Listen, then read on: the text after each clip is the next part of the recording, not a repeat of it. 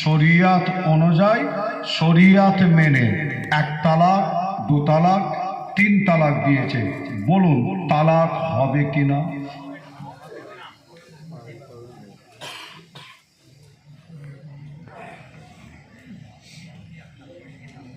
কি বলছেন, তালাক হবে? হ্যাঁ,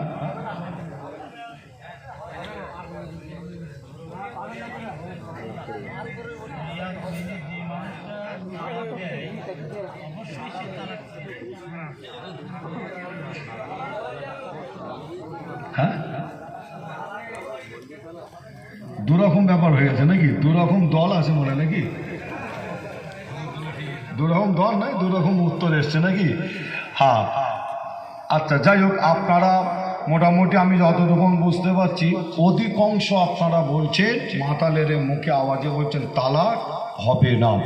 যে কিছু ভাই চাচা বলছেন তালাক হবে। তবে এই ফতোয়ার উত্তরটা কি হবে আপনাদের কি সকলে জানার ইচ্ছা হয়, জানতে চান? তবে ফতোয়ার উত্তরটা আপনাদের কাছে জানানোর আগে, বলার আগে একটু বলে যাই, ফতোয়ার উত্তর দেয় কারা এটা আমরা অনেকে কিন্তু জানি না। একটু বলে যাই, কি শুনবেন আপনারা? ফতোয়ার উত্তর দেয় কারা জানেন? একটা আলেমের কাছে যাবেন ফতোয়ার উত্তর নিতে। আপনি একটা আলেমের কাছে যদি যান, আলেমটা আপনার ফতোয়ার উত্তরটা যদি সঠিক দেয়, কিন্তু মনে রাখবেন গ্যারান্টি হবে না। আবার একবার বলছি, ভালো করে শুনবেন।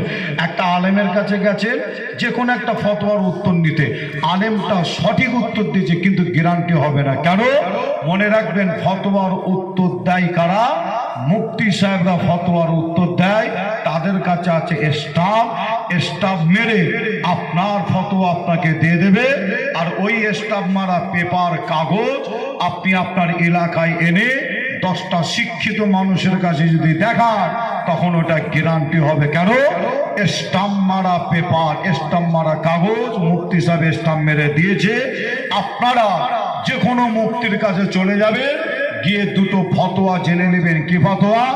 একজন পাগল, ম্যাড, ব্রেন ঠিক না, ব্রেন খারাপ, ওই পাগল যদি সে তার বাড়িতে গিয়ে তার বিবিকে গিয়ে এক তালাক, দু তালাক, তিন তালাক যদি দেয়, ফতোয়া হলো তালাক হবে না।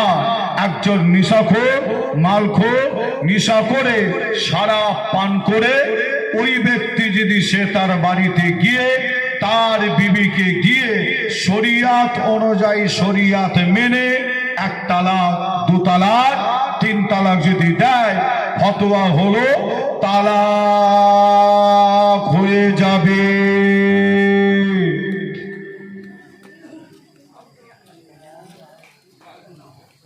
তালাক, তালাক কি হবে? তালাক